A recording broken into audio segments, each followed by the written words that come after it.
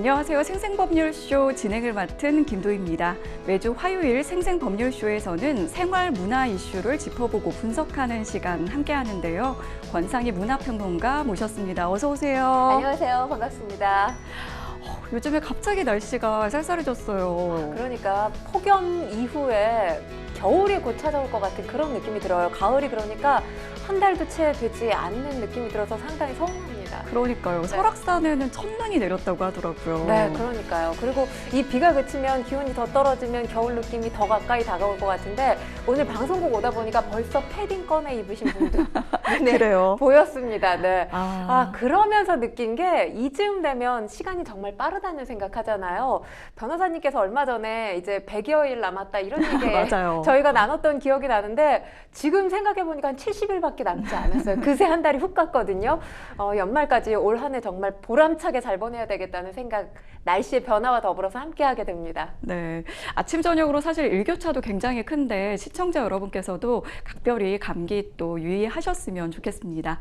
지금 이 방송은 유튜브를 통해서도 실시간으로 함께 방송되고 있는데요. 더불어서 많은 시청 부탁드리겠습니다. 유튜브를 통한 소통의 창구도 저희가 열어두고 있으니까요. 방송 중에 궁금하신 질문들 올려주시면 답도 해드리겠습니다. 많은 참여 부탁드립니다. 여러분은 지금 생생법률쇼와 함께하고 계십니다.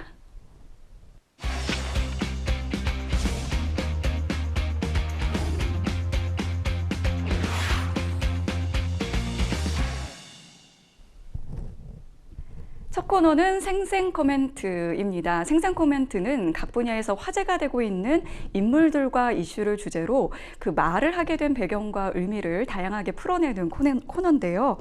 매주 화요일에는 생활 문화 분야에서 나온 날렵한 코멘트 분석해보고 있습니다. 자, 첫 번째 생생 코멘트, 누구의 어떤 말인지 함께 만나보시죠.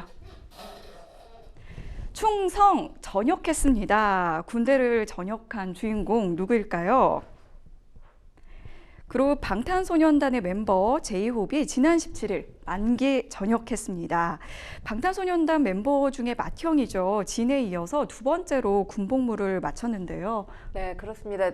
맏형 진이 지난 6월에 군복무를 마치면서 전역 소식 저희가 이 시간에 전해드렸는데 네. 이제 10월이면 제이홉도 전역을 할 거다 이렇게 말씀을 드렸는데 어느덧 그러니까요. 그날이 벌써 다가온 거죠.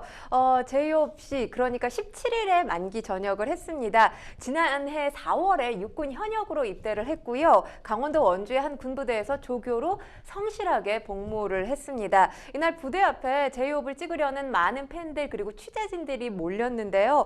주인공인 제이홉이 위병소 정문을 나오자마자 여기저기서 터지는 이 플래시 세례 네, 받았습니다. 제이홉을 기다리고 있던 것 비단 취재진과 팬뿐만이 아니었습니다. 먼저 제대한 맏형 진 역시 꽃다발을 들고 제이홉을 기다리고 있었는데요. 이 꽃다발을 제이홉에게 건넨 뒤에 전역을 축하하는 마음을 담아서 제이홉을 포옹해 주기도 했습니다. 보기만 해도 훈훈하네요. 네, 그렇습니다. 취재진과 팬들 앞에서 제이홉 충성을 외치면서 늠름하게 격려하는 모습이 또 인상적이었는데 제이홉이 각 방송사들이 몰려들면서 취재진들 이 마이크 뭉치가 있잖아요. 네네. 그걸 들고 이 인터뷰를 하려고 하니까 진이 대신 무릎을 꿇고 들어주는 그런 모습도 직접 선보이기도 했습니다. 원래 기자단에서 약간 막내들이 이제 좀 하는 역할인데. 네. 그런데 그 역할을 맏형인 진이 대신한 거죠.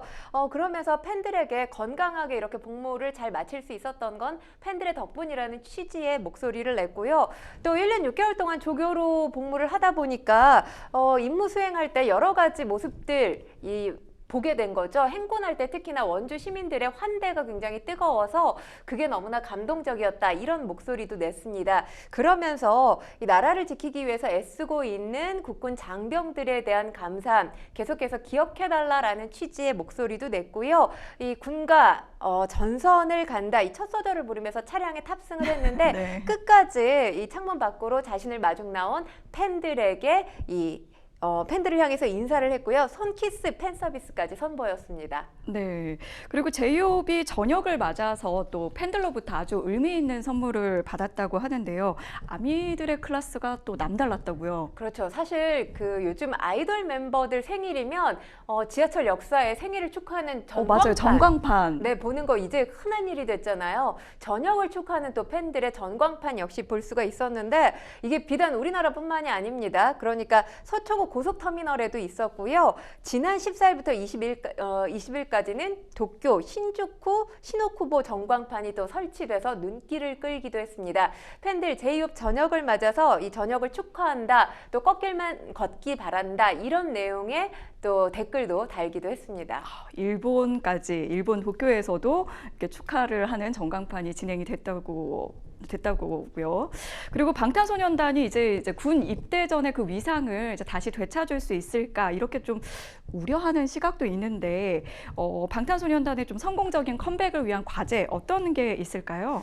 일단은 군 입대 전에 아우라를 뛰어넘을 수 있는 노래와 퍼포먼스를 보여야 되지 않을까 이런 생각을 합니다. 뭐 방탄소년단 하면 사실 칼군무 또 어떤 이 젊은 층을 향해서 던지는 이 메시지, 사회적인 메시지를 늘 노래에 담아왔잖아요. 그런데 그 색깔을 계속해서 유지할 경우 발전이 없다라는 또 비판을 받을 수도 있기 때문에 새로운 퍼포먼스와 또 새로운 이 스타일의 음악을 추구해야 되지 않을까 이런 생각을 해보고요. 또 한 가지는 지금 K-팝 시장이 상당히 빠르게 변화하고 있습니다. 물론 BTS 멤버들이 군 입대에서 이 군복무를 한 시기는 1년 6개월이지만 이 1년 6개월이 아니라 요즘에 이제 K-팝 아이돌 이 멤버들 뭐 각자 개인 앨범을 내기도 하고 팀 앨범을 내기도 하는데 맞아요. 이 앨범이 사실 앨범에서 히트곡 하나가 한 달을 가지 못해요.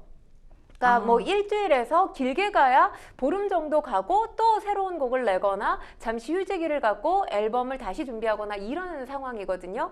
그렇기 때문에 글로벌 팝 시장 빠르게 변화하고 있는데 여기에 사실 BTS가 본인들의 명성에 맞으려면 트렌드에 맞추는 음악 스타일을 지향해서는 안 된다고 생각해요. 왜냐하면 BTS 하면 뭐 세계적인 하나의 문화 현상으로 지금 자리 잡은 상황이잖아요. 본인이 문화를 주도해 나가기 위해서라면 트렌드를 새롭게 만들어야 되겠죠. 뭐 아까 제가 말씀드린 내용과 일맥상통하는 부분이라고 할 수 있는데 새로운 트렌드를 주도해 나가는 BTS의 모습을 보여야 된다는 생각이 들고요.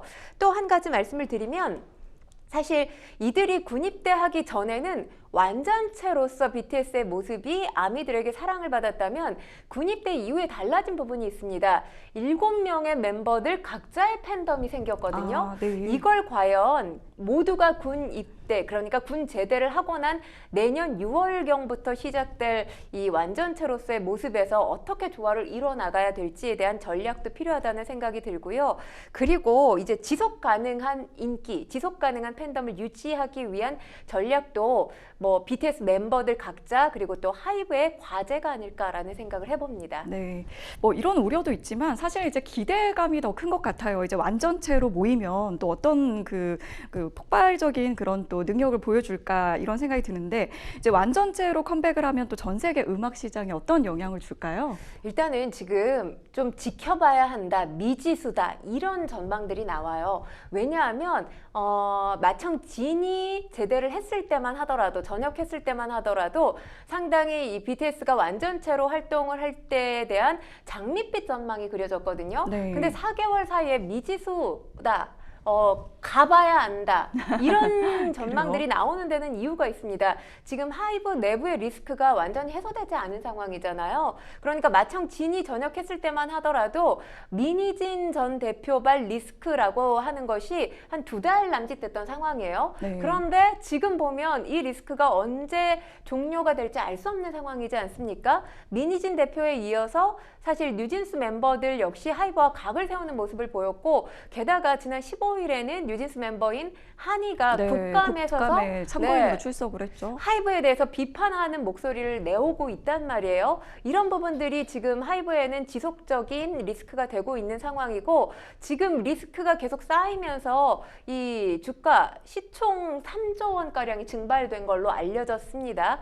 그렇기 때문에 장밋빛 전망에서 미지수라는 목소리까지 나온 건데 지금 맏형 진이 여러 가지 예능 활동을 병행하고 있고 11월에는 이제 앨범을 내게 돼요. 네. 근데 11월에 앨범 활동을 하게 되면 제이홉 역시 함께 활동을 하게 될지 아니면 제이홉 나름의 또 개인 앨범을 내게 될지는 알 수 없습니다만 이들이 본격적으로 무대에서 활동하는 모습을 보이게 된다면 이 리스크들이 어느 정도는 희석되지 않을까. 리스크가 존재하고 있다 하더라도 이들의 활동이 집중 조명을 받게 되면 어느 정도 희석될 가능성이 있기 때문에 저는 그렇게 낙관하는 것 자체를 경계해야 될 필요까지는 없다라고 생각을 합니다. 네.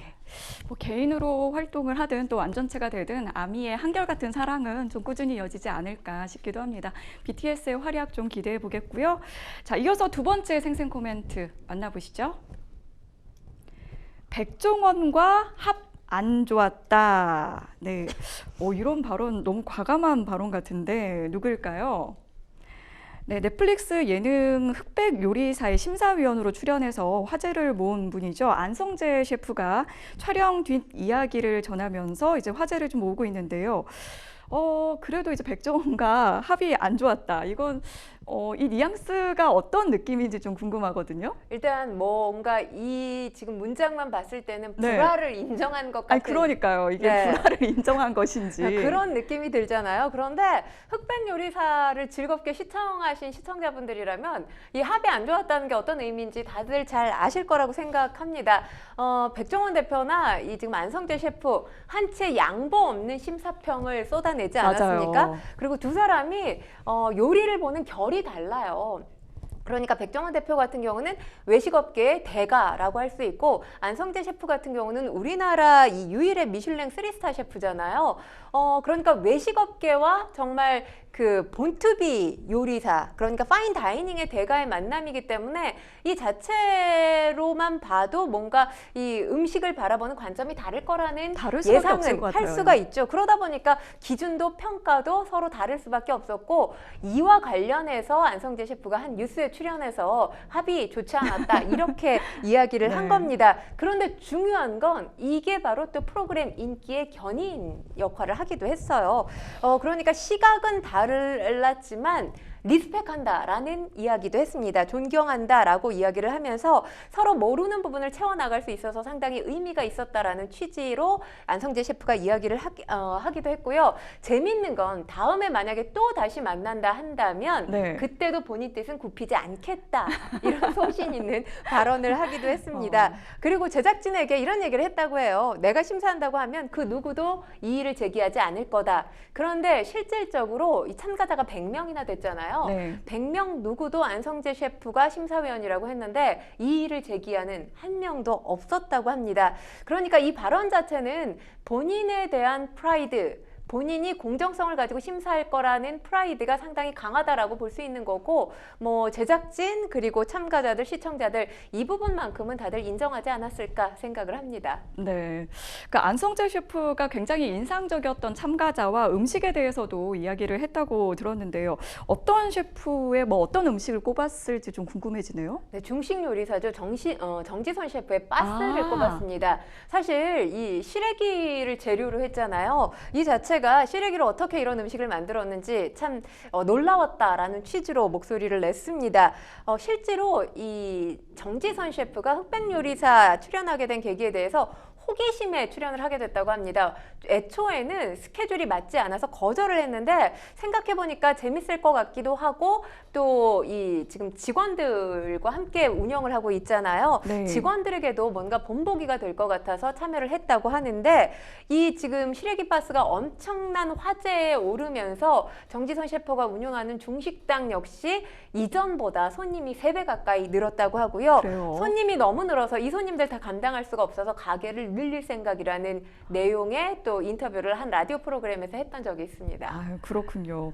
그리고 온라인상에서는 이제 그 특정 장면을 가지고 이 안성재 셰프가 이 최연석 셰프를 좀 떨어뜨릴 생각에 너무 신난 게 아니냐 이런 밈이 좀 화제가 되기도 했어요. 사실 흑백 요리사 참가자들 그리고 백종원 대표, 안성재 셰프에 대한 각종 밈이 지금 네. 유튜브상에 인기를 끌고 있죠. 특히나 뭐 이 안성재 셰프 하면 전문가적인 시선이라든지 상당히 말투가 독특해요. 네. 제스처도 독특하고 이런 것들이 좀 시청자들에게 재미있게 다가가면서 여러 밈들로 화제가 되고 있는데 그 밈 가운데 이제 대표적으로 화제가 되고 있는 밈을 지금 변호사님께서 네. 지금 질문을 해주신 건데 그 부분이 사실 안성재 셰프로는 상당히 억울하다라고 이야기를 했습니다. 왜냐하면 그런 의미로 했던 행동이 전혀 아니라는 거죠. 그리고 사실 이 최연석 셰프를 당시 심사할 때 정말 다양한 맛이 난다는 본인 나름의 애정 섞인 표현이었고 이 최연석 셰프의 어떤 뒷모습을 보면서 미소 짓고 있는 모습도 분명히 있었는데 그러니까 너무 이렇게 좀 행복해 보이는 표정이 잠시 잡혔거든요. 네. 떨어지는 시점에. 근데 그게 이제 열정을 다하고 말 그대로 리스펙한다는 의미의 이 어떤 본인의 표정이었는데 이렇게 편집돼서 밈으로 나오게 될 줄 몰랐다는 거죠. 근데 이런 밈이 나왔던 데는 아마도 이유가 있죠. 왜냐하면 최연석 셰프 같은 경우는 이 지금 안성재 셰프에 비해 선배 셰프잖아요. 네. 그런데 이 요리 대결에서 지금 도전자의 입장으로 참가를 한 것이고 후배인 안성재 셰프가 선배인 최연석 셰프의 음식을 평가하는 심사위원이었잖아요. 네, 그렇죠. 뭔가 이게 굉장히 불편한 관계일 수 있다라는 걸 이용해서 이 밈을 만들어낸 것이 아닌가 그런 생각도 듭니다. 네, 안성재 셰프 이제 여러 가지로 화제를 모으다 보니까 이 패션계에서도 러브콜이 쏟아지고 있다고 하는데요. 벌써 패션 매거진 업체 뭐 4곳과 화보 촬영을 진행을 했다고요. 네, 그러니까 셰프로서의 모습과 또 다른 매력을 지금 화보에서 표출해내고 있는데요. 안성재 셰프가 사실 제작진으로부터 이 프로그램이 촬영되기 전에 좀 다이어트 요청을 부탁받았다고 하잖아요. 네, 다이어트를 해달라, 살 좀 빼달라 이렇게 이야기를 했다고 해요. 근데 본인이 이제 다이어트를 하면서 그 요청 자체가 굉장히 동기부여가 됐다고 합니다.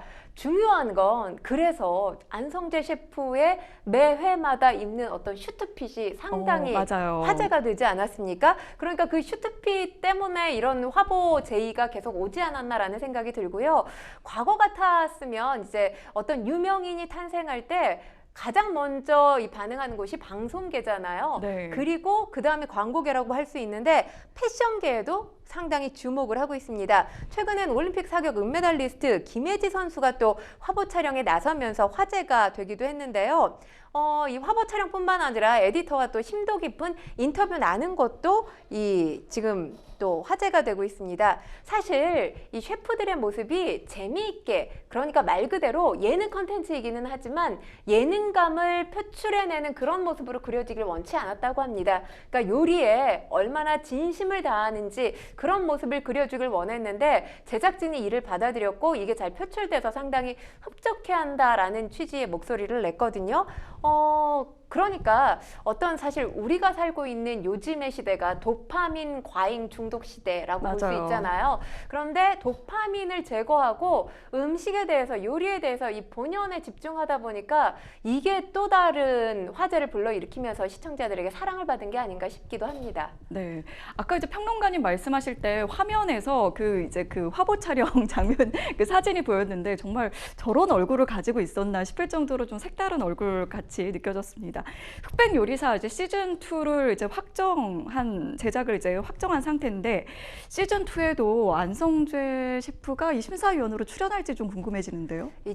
일단 그때 돼서 생각해 보겠다라고 하면서 타이밍이 맞고 또 조건이 맞아야 된다라고 이야기를 했는데 일부러 이렇게 좀 유보를 하면서 이렇게 좀 몸값을 그렇죠. 올리시는 걸까요? 왜냐하면 기대감을 갖게 해야지 네 출연할 겁니다. 지금 얘기를 하면 사실 좀 김 빠질 수도 있잖아요. 네. 그러지 않을까라는 생각이 들고 또 참가자로 섭외가 들어오면 의향이 있느냐 이런 이야기 또 질문이 나왔어요. 그래요? 그랬는데 사실 각국의 어떤 세계 요리 서바이벌 대회에 대한 이 참가자 출연 제의는 꽤 있었다고 합니다. 네. 있었는데 그때 역시 이제 본인이 셰프로서 스케줄이 맞아야 되는 부분이 있고 그리고 본인 기준으로 삼는 걸 프로그램이 과연 충족시켜줄 수 있느냐 그리고 프로그램에 본인이 기여할 수 있는 바가 있느냐 이런 것들이 맞아 떨어지면 참가자로도 얼마든지 출연할 의향이 있다라고 밝혔습니다. 아, 그렇군요.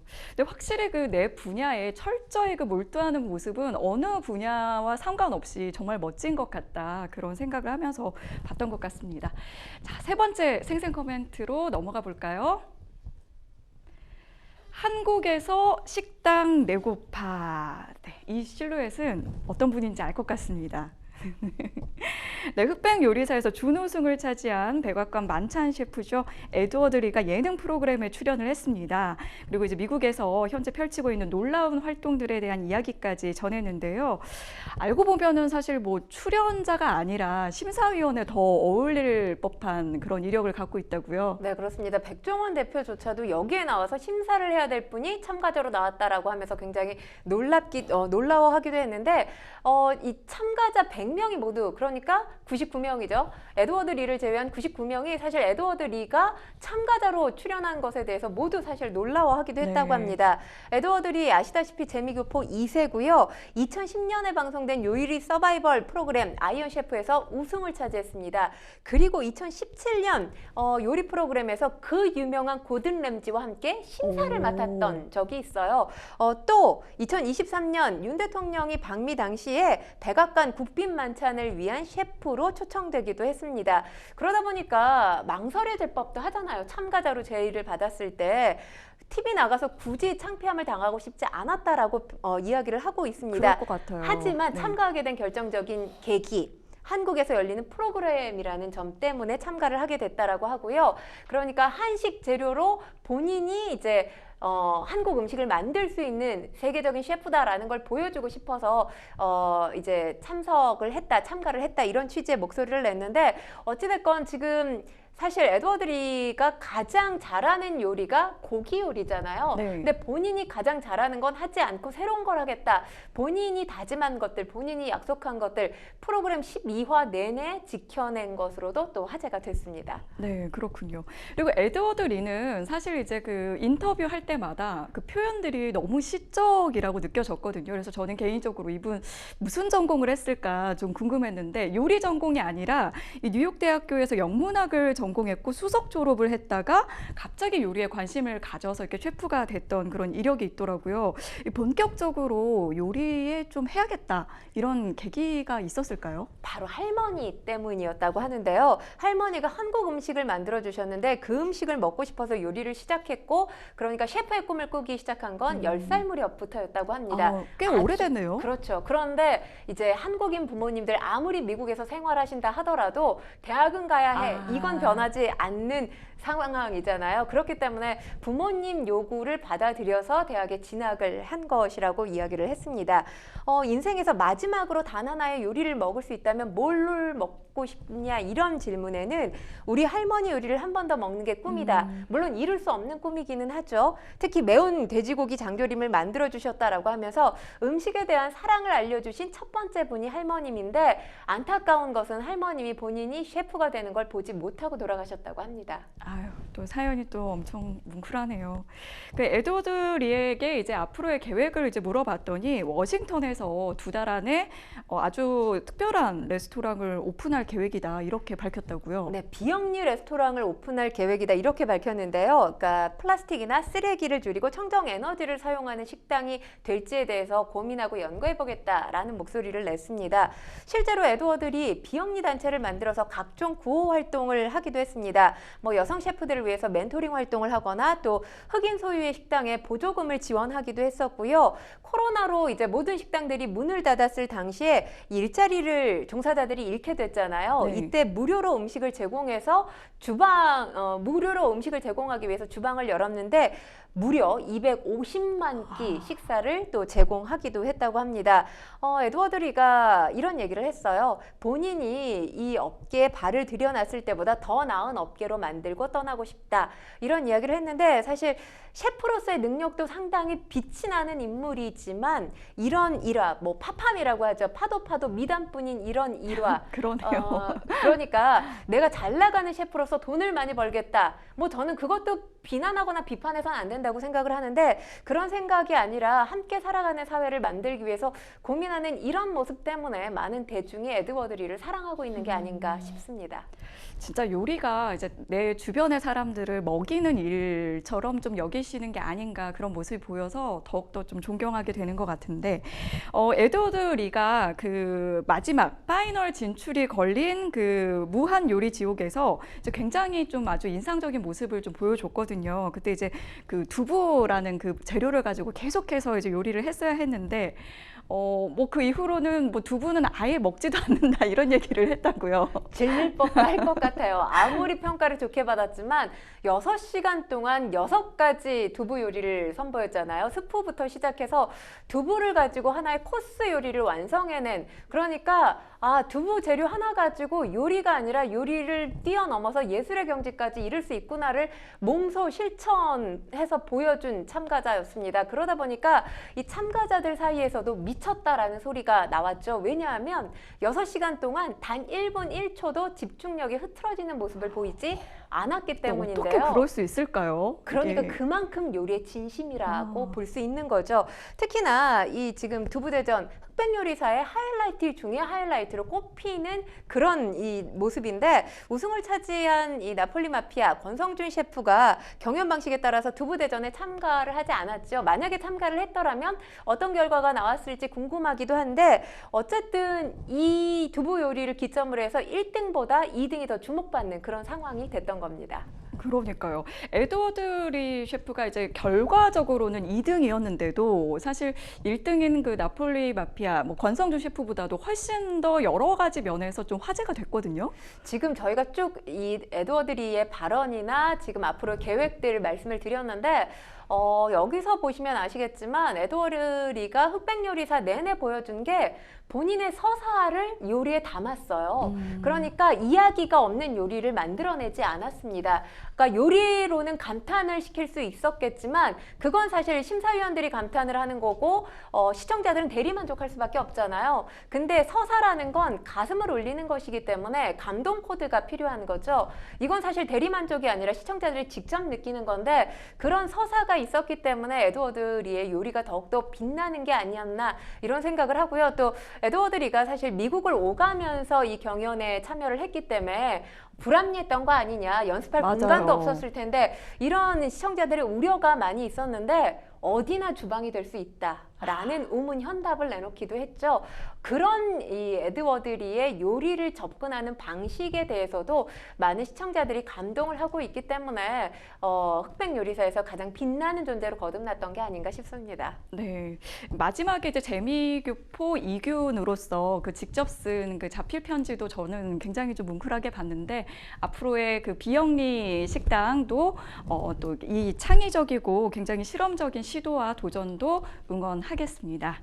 자, 지금까지 생생 코멘트 만나봤고요. 저희는 잠시 후에 뉴스픽스로 돌아오겠습니다. 여러분은 지금 생생법률쇼와 함께하고 계십니다.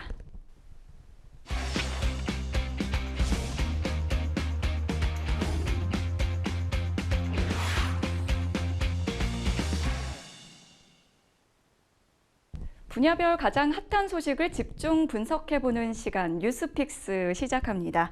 매주 화요일에는 생활 문화 분야의 주요 이슈들을 짚어보고 있는데요. 첫 번째 주제는 최동석 대 박지훈 갈 때까지 간 진흙탕 싸움입니다. 저는 참 안타까웠는데 이 방송인 최동석 씨와 박지훈 씨가 이혼 과정에서 지금 서로 이제 폭로전을 벌이고 있고, 이 가운데 이제 부부간 성폭행 의혹까지 좀 제기가 됐다고요? 네, 그렇습니다. 지난 18일에 한 네티즌이 국민신문고에 경찰은 최동석, 박지훈 부부의 성폭행 사건을 철저히 수사해서 범죄 혐의가 드러날 경우에 엄히 처벌받게 해줄 것을 강력히 촉구하는 바입니다. 꽤 긴 제목의 민원이 접수됐습니다. 앞서 한 언론이 두 사람의 이혼 과정에서 불거진 내용, 메신저와 녹취록을 공개하지 않았습니까? 이때 박지훈 씨가 나 겁탈하려고 했다, 성폭행하려고 했다 이렇게 얘기를 했고요. 최동석 씨가 왜 그건 부부끼리 그럴 수 있는 거야 이렇게 답하는 부분이 이게 그 기사 내용에 이제 어떤 네. 캡처로 나온 거죠? 그렇죠. 공개가 된 겁니다. 여기에 박지훈 씨가 최동석 씨한테 부부끼리도 성폭행이 성립돼라고 지적을 했습니다. 그러니까 이 네티즌이 국민신문고에 접수된 내용이 이런 내용을 토대로 해서 민원을 접수한 것으로 보입니다. 해당 민원 현재 제주특별자치도 경찰청에 배정이 됐고요. 경찰 사실관계를 확인 중에 있습니다. 그런데 지금 변호사님, 사실 이게 지금 당사자가 아니라 제3자가 수사를 의뢰해달라고 요청을 한 건데, 부부간의 성폭행의 경우 실제로 강간죄 성립이 가능한가요? 네. 일단은 이게 그 형법 제297조에 따르면은 사실 강간죄는 이제 폭행 또는 협박으로 그 부녀를 강간할 때 이제 성립이 된다고 돼 있거든요. 그러니까 여기서 핵심은 이 부녀의 이 법률상 배우자가 포함이 되느냐 이 부분인데, 지금 대법원은 법률상 처가 이 형법상 강간죄에서 규정하고 있는 그 부녀에 포함된다고 보고 있거든요. 그러니까 부부간에도 이제 원하지 않는 그런 폭행이나 협박, 뭐 강요에 의해서 성관계를 했다면 얼마든지 이 성폭행 강간죄가 이제 성립이 될 수 있는 거죠. 아, 그러니까 박지훈 씨가 이와 관련해서 어떻게 경찰에 이야기를 하느냐에 따라서 좀 뭔가 사건 전환될 가능성도 배제할 수 없어 보이기는 합니다. 네, 그렇고 지금 그 말씀해 주신 것처럼 이 사건이 좀 알려지게 된 게 이 디스패치를 통해서 이 모 매체에 대해서 이제 공개가 됐는데, 그 내용이 정말 길었고 그 내용이 상당히 좀 충격적이었습니다. 그래서 평론가님께서는 이걸 어떻게 보셨는지도 좀 궁금한데요. 사실 대중이 굳이 알 필요 없는 부분까지 지금 다 공개가 됐다는 부분에서 상당히 아쉽고요. 그리고 이들 뭐 유명인이기 때문에 이혼 사실 자체는 얼마든지 기사화되기는 합니다. 그런데 중요한 건 이렇게까지 모든 하나하나가 정말 이 녹취록이라는 이름으로 또는 문자 메시지라는 이름으로 공개될 필요가 있나, 이런 생각도 들었습니다. 네. 일단 반전이 됐어요. 최동석 씨한테는 비판과 비난이 쏟아졌고, 지금 박지훈 씨는 그 이전에 비판과 비난이 쏟아졌었는데 이번 일을 기점으로 해서 응원이 훨씬 더 많아진 그런 상황입니다. 네. 지금 두 사람 이혼 과정이 상당히 복잡한 상황이죠. 이 쌍방 간의 상호 비난 그리고 법적 소송까지 얽혀 있는 상황인데, 뭐 갈등의 주요 쟁점을 본다면 최동석 씨는 박지훈 씨에게 정서적 바람을 피운 거다 이렇게 주장을 하고 있고, 그리고 박지훈 씨는 최동석 씨에게 의처증이 의심된다 이렇게 주장을 하고 있는 그런 상황입니다. 중요한 건 지금 이 상황에서 이 두 사람의 SNS를 들어가면 아이들을 상당히 지극정성으로 케어하고 있는 그런 모습들이 간간히 눈에 띄거든요. 네. 그리고 이보다 더 중요한 건 아이들 사진까지 많이들 올려놨어요, 두 사람 다. 그런 상황에서 이들 부부가 진흙탕 싸움으로 가는 것, 아이들도 기사 검색하면 다 읽을 수 있지 않겠습니까? 알 수 있을 텐데 아이들이 가장 걱정이 되고요. 이와 관련해서 아이러니하게도 대중이 지금 박지훈 씨, 최동석 씨의 아이들을 걱정하고 있는 그런 상황인 겁니다. 아이고. 사실 이게 1년 거의 넘게 지금 진흙탕 싸움이 계속 이어지고 있는데, 그동안의 과정들을 좀 한번 좀 되돌아볼까 합니다. 이게 두 사람의 이혼 소식이 처음 알려진 게 한 11월 정도였나요? 지난해? 네, 그렇습니다. 지난해 11월이었는데, 그러니까 2009년에 결혼을 하고 2023년에 파경 소식을 알렸습니다. 결혼한 지 14년 만에 이 파경 소식을 알린 건데요.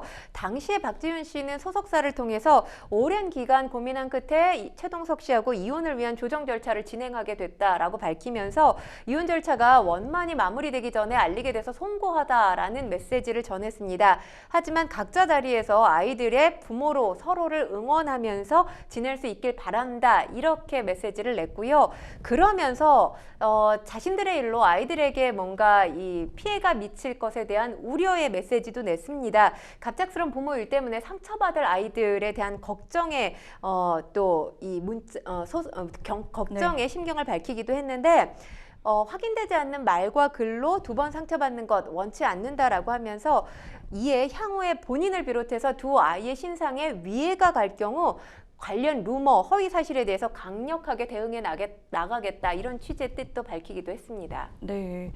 이게 그 최동석 씨가 이제 SNS에 이제 종종 어떤 그 문구를 올릴 때마다 사실 이 박지훈 씨에게 대한 좀 비난이 좀 커지는 그런 그 양상이 좀 있었는데, 저는 기억이 났던 게 뭐 카드값 관련된 내용을 올린다든지 아니면 뭐 아이가 아플 때 뭐 이제 대외 활동을 했다든지 뭐 이런 식의 좀 글들을 좀 올렸던 것 같아요. 그러니까 애초에 이제 박지훈 씨가 유책 배우자가 아닐까 이렇게 대중들이 의구심을 갖게 했던 최동석 씨의 SNS 이 문장이 있습니다.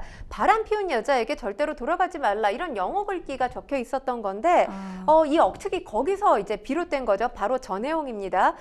그런데 이제 유튜버 등에게는 이게 굉장히 좋은 먹잇감이 될 수 있잖아요. 특히나 사이버 레카들에게.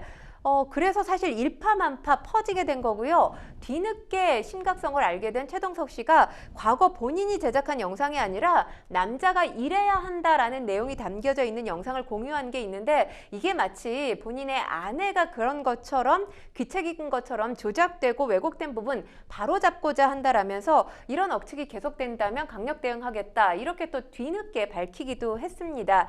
그리고 박지훈 씨가 SNS에 이혼과 관련된 심경글을 또 한 번 적기도 했는데 사실 이 이후에 모든 비난이 박지훈 씨에게로 쏟아지다 보니까 본인을 둘러싼 수많은 말과 글들을 접했다라고 하면서 사실인 것도 있지만 사실이 아닌 것들도 있는데 그것들을 바로잡고 변명을 하기보다는 일단 대응하지 않겠다라는 취지로 이야기를 했어요. 그러면서 본인에 대해서 많이 돌아보고 반성하게 됐다라고 하면서 두 아이의 엄마로 다시 일어설 수 있게 응원을 해달라라는 목소리도 냈습니다. 대신에 이제 한 가지 싸움만은 묵묵하게 해나가겠다라고 하면서 아이들의 앞날에 상처가 된다면 그것만큼은 대상을 가리지 않고 싸우겠다. 그리고 근데 이게 이 싸움이라는 게 SNS가 아니라 법의 테두리 안에서 싸우겠다라고 목소리를 냈던 건데 사실 그 당시만 하더라도 이게 본인에게 악플을 쏟아내고 있는 악플러들을 향한 메시지라고 생각을 했는데 뭐 지금 생각해보면 최동석 씨를 포함한 악플러들을 향한 메시지가 아니었나 이런 생각도 듭니다. 네, 두 사람의 이혼이 사실 좀 마무리가 되는가 싶었는데 올해 2월쯤에 또다시 이제 최동석 씨가 또 이제 그 박지훈 씨를 좀 공개에 저격하는 듯한 또 그런 모습을 보이면서 이 싸움이 또 다시 또 이어졌는데 이 내용은 또 어떤 내용인가요? 그러니까 생일인 아픈 자녀를 두고 박지훈 씨가 이제 와인잔을 뭐 기울이면서 사람들과 즐겁게 이제 파티가 아니라 행사였던 걸로 알려졌죠. 행사에 참석했다면서 그 자리에 꼭 가야만 했었냐? 양육 방식의 문제를 제기했던 겁니다. 그러면서 박지훈 씨가 뭔가 또 아이를 제대로 돌보지 않은 엄마처럼 보여졌죠. 그래서 박지훈 씨가 또 한 번 대중들로부터 비난을 받았던 일이 있었는데 미리 잡혀 있었던 자선 경매 간 거다 이렇게 해명을 했어요. 하지만 최동석 씨가 아이의 생일은 1년 전에 미리 잡혀 있던 거 아니냐 이렇게 또 저격을 하기도 했습니다. 당연히 이 두 사람의 설정만 놓고 본다면 박지훈 씨가 매정한 엄마처럼 보일 부분이 굉장히 컸죠. 여기에 근데 이제 SNS에 이미 성대하게 아들의 생일 파티를 차려준 모습이 있었던 거죠. 그래서 워킹맘으로서는 이 정도면 충분히 자녀를 위한 엄마로서의 역할도 했던 거 아니냐 이런 또 비판도 있었습니다. 그렇군요. 사실 당사자 간에 또 그냥 나눌 수 있는 얘기인 것 같은데 그걸 또 이제 공개적으로 올려서 이렇게 도덕적 비난을 가하는 게 좀 맞는가 싶기는 하지만 하여튼 이러한 이제 일련의 일들 때문에 이제 박지훈 씨는 이제 자신을 향해서 쏟아진 어떤 비난이라든지 억측에 대해서 굉장히 좀 힘겨운 그런 심경을 드러내기도 했다고요. 그러니까 지금 SNS에 이제 해외 출장 소식을 전하면서 두 자녀가 이제 두 자녀가 이제 자신의 외가 식구들과 제주도에서 시간을 보내고 있는 근황을 공개하기도 했는데 출장길에 오를 때마다 그럼 아이는 누가 돌보냐 이런 또 목소리들이 들렸다는 거죠. 그러니까 유독 엄마에게 짐지워지는 이런 상황들에 대한 고충을 또 전하기도 했습니다. 그러면서 사실 대중에게 알려진 유명인이 일거수일투족 모든 것들을 대중에게 밝힐 수는 없는 부분이잖아요. 그렇죠. 그러면서 본인이 도움받은 만큼 베풀고 살아가야 되겠다라는 의지를 밝히기도 했는데 사실 박지훈 씨가 최동석 씨를 공개 저격했던 적은 한 번도 없었습니다. 그렇군요. 그리고 이제 그 지난달 말이었습니다. 이 박지훈 씨와 최동석 씨 쌍방의 그 상간 소송 이제 분쟁 중이다 이런 사실이 좀 밝혀졌는데 서로의 외도를 의심하고 이제 뒤늦게 상간 소송을 한 건데요. 두 사람 다 우리는 결백하다 이런 입장이라고요? 네, 그렇습니다. 양측 모두 부정행위는 없었다 이렇게 주장을 하고 있는 상황인데 박지훈 씨가 지난 6월에 최동석 씨의 상간녀라고 하면서 A 씨에게 손해배상 소송을 제기를 했는데 이게 3개월 동안 공식적으로 알려지지는 않았습니다. 아마도 이제 아이들이 충격을 받을 것을 우려해서 알리지 않았던 것으로 보이는데 여기 최동석 씨도 지난달 상간남 B 씨를 지목해서 B 씨와 함께 함께 박지훈 씨에게도 손해배상 청구 소송을 제기한 그런 상황입니다. 지금 관련해서 박지훈 씨가 이 최동석 씨의 지인 A 씨에게 제기한 상간자 위자료 손해배상 청구 소송 2차 변론기일이 원래는 29일로 잡혔는데 다음 달로 연기됐다는 소식이 지금 보도가 된 상황입니다. 여기에 대해서 박지훈 씨가 개인사로 이 피로도를 높여서, 그러니까 피로하게 해서 죄송하다, 대중에게 사과의 메시지를 전하기도 했습니다. 그런데 사실 변호사님, 이렇게 유명한 사람들, 유명인이 상간 맞소송을 제기한 경우 처음 본 것 같거든요. 이런 일이 자주 있나요? 사실 좀 그렇게 흔한 일은 아닌 것 같고요. 이게 사실 상간 소송이라는 게 이제 부정 행위를 한 것에 대해서 이제 어떤 손해배상을 이제 청구하는 건데, 양쪽 다 어떤 부정 행위를 했다는 것, 그리고 또 이제 더 나아가서 소송까지 가는 경우는 좀 상대적으로는 좀 드문 일이 아닌가 싶기는 합니다. 그리고 이제 관련해서 이제 사실 이 두 사람에 대한 여론이 이혼 소식이 좀 알려질 때마다 이제 계속 좀 뭔가 향방이 좀 바뀌고 있는 것 같은 느낌이 드는데, 이번에 이제 녹취록이 공개가 되면서 상대적으로 그동안에 이제 박지훈 씨에 대해서 비난 여론이 컸는데, 이번에는 좀 최동석 씨도 좀 잘못한 게 아니냐, 오히려 비난 여론이 더 이쪽으로 거세지고 있는 것 같아요. 그러다 보니까 최동석 씨가 한 종편의 이혼을 소재로 한 예능 프로그램에 출연을 하고 있었는데 자진하차를 결정한 상황입니다. 지난 15일에 본인이 출연한 프로그램 이 관련해서 심경을 고백했던 적이 있는데, 이혼 초반에 관련 소장을 준비를 했었다고 해요. 그런데 소장을 접수하게 되면 이게 얘기가 나올 수밖에 없고 시끄러워질까 봐 안 했다라고 하면서 지인을 오해해서 소송을 걸었고, 본인이 이제 불륜남이 되는 건 싫다, 억울하다라고 하면서, 그러면서 이제 목소리를 냈던 게 끝까지 가고 싶지 않고 후회가 된다. 그러니까 법적으로 이 문제를 해결하고 싶지 않다라는 취지의 목소리를 내기는 했습니다. 그리고 박지훈 씨에게 미안하다고 사과의 의사까지 표명을 했는데, 박지훈 씨 여기에 지금 특별한 응답을 하지 않고 있는 상황이고요. 방송이 나간 이후에도 최동석 씨 상간소를 취하지는 않았습니다. 그렇군요. 그리고 이제 과거에 이제 박지훈 씨가 했던 발언들이 이제 다시 이제 좀 재소환이 되면서 또 논란이 좀 커지고 있는 것 같습니다. 지금 보면 이제 박지훈 씨가 2014년, 15년 정도의 예능 프로그램들에 출연한 발언들이 다시 소환이 되고 있는 상황인데, 이 관련 발언들 보면 남편이 유일하게 하는 건 독서다. 술을 마셔도 집에서 나를 옆에 앉혀놓고 반주로 한두 잔 마신다. 박지훈 씨가 그러면서 최동석 씨는 제 사생팬 같다, 이렇게 이야기를 하기도 했고요. 남편이 고민이다라고 얘기를 하면서 본인이 어딜 가거나 출장에 갔다 오면 병이 나 있다, 완전히 시름시름 앓고 있고 제가 없으면 그렇게 그리워하더라. 남편이 제 일상을 보기 위해서 SNS에 가입했다. 스스럼 없이 만나던 초등학교 동창이 있었는데 남편 최동석 씨가 네가 마음에 없어도 그 친구는 너를 좋아할 수 있다라고 우려를 해서 결국에는 이 동창의 전화번호를 삭제하고 연락을 끊었다. 이런 취지의 발언을 하기도 했습니다. 그러니까 그 당시에는 정말 애정이 듬뿍 담겨서 그럴 수도 있지 했는데, 이제 와서 보니까 좀 지나친 거 아니야? 이런 얘기가 나오고 있는 건가 보네요. 네, 그렇습니다. 그러니까 사실 어떤 하나의 사건이나 문제가 발생을 하면 요즘에는 그 연관되어 있는 사람이 과거에 어떤 발언을 했는지 유튜브를 통해서라든지 기사를 통해서 뭐든지 다시 볼 수 있게 된 세상이잖아요. 그러다 보니까 과거의 발언들이 현재 시점으로 해석이 됩니다.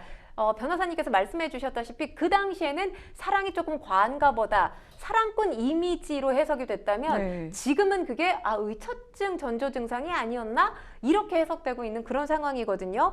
어떻게 보면 지금의 논란이 최동석 씨의 이 박지훈 씨에 대한 SNS 저격으로 시작이 됐잖아요. 이 저격이 최동석 씨의 과거까지 소환해내면서 결국엔 최동석 씨에게 지금 현재로서는 가장 큰 부메랑이 되고 있는 게 아닌가라는 생각이 듭니다. 근데 사실 변호사님, 지금 최동석 씨가 했다는 과거의 발언들, 이게 지금 의처증 범주에 들어갈 수 있나요?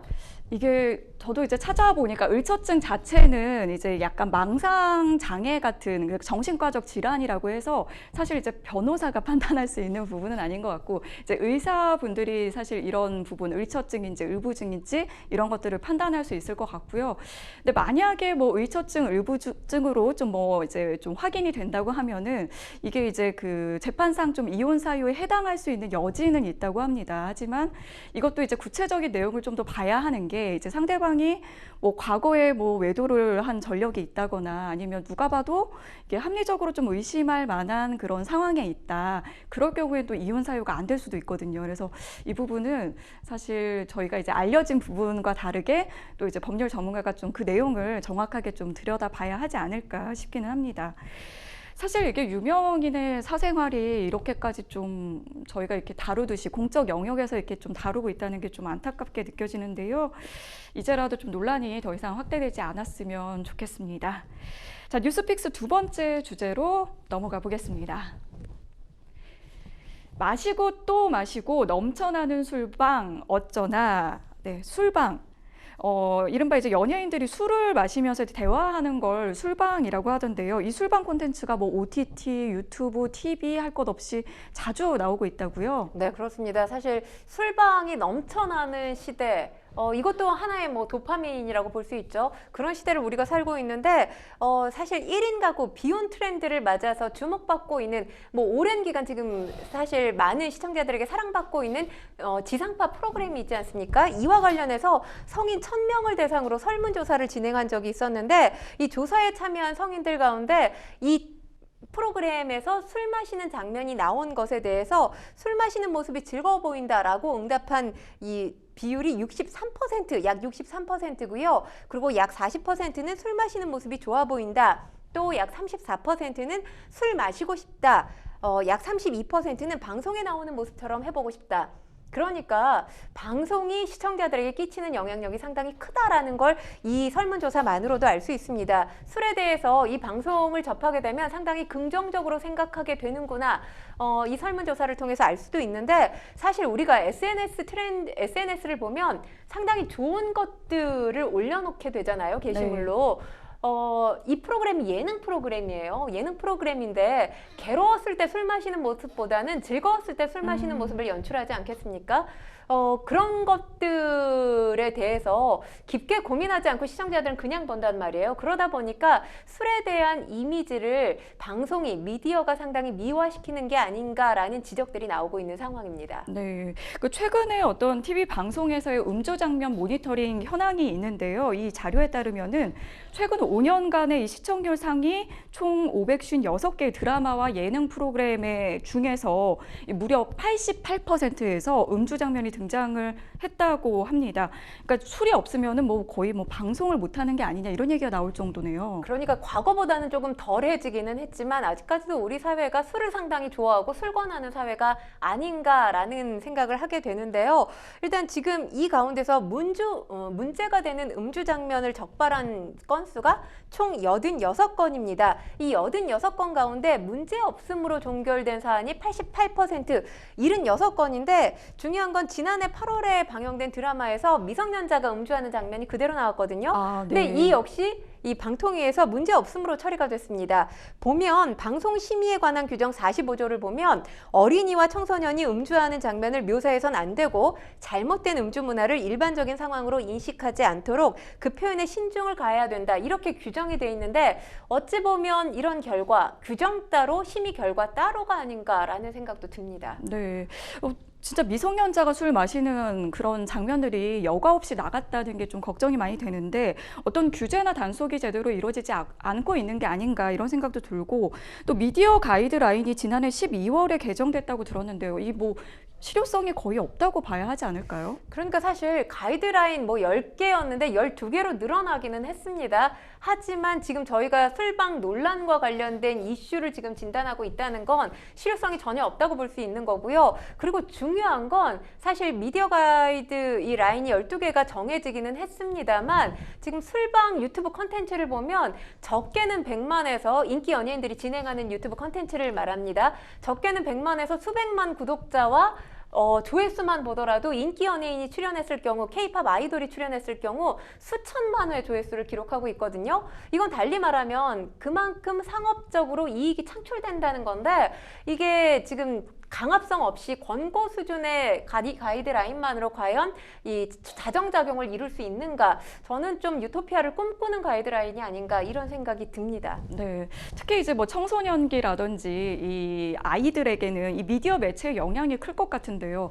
이런 술방에 어떤 미치는 그 영향 어떻게 보십니까? 일단 지금 미디어는 미디어일 뿐이에요. 술에 대해서 현혹하지 말았으면 좋겠고요. 술의 팩트를 말씀을 드리면 1급 발암물질이고요. 그러니까요. 네, 네. 심장 질환 예방에 효과가 있다라고 알려졌는데 이게 과학적으로 아무 근거가 없다고 합니다. 전혀 효과가 없습니다. 그러니까 우리가 술 권하는 사회에 살다 보니까 술을 마시고 싶지 않아도 사회생활을 위해서 또는 유대관계를 위해서 이렇게 술을 마시면서 내 몸에 대한 피해를 생각하지 않거든요. 피해에 대한 보상이 사실 술로 받아줄 수는 없는 거죠. 자칫하면 이걸 생각했다가 병원비로 모든 걸 다 잃을 수 있기 때문에 그런 부분들 유념하면서 술방은 술방대로만 즐겼으면 좋겠습니다. 네, 음주 문화의 어떤 유해성도 좀 알릴 필요가 있지 않나 싶습니다. 네, 생생법률쇼 어느덧 마칠 시간 다 됐는데요. 오늘 함께해 주신 권상희 평론가님 고맙습니다. 네, 저희가 준비한 소식은 여기까지입니다. 시청해 주신 여러분 고맙습니다.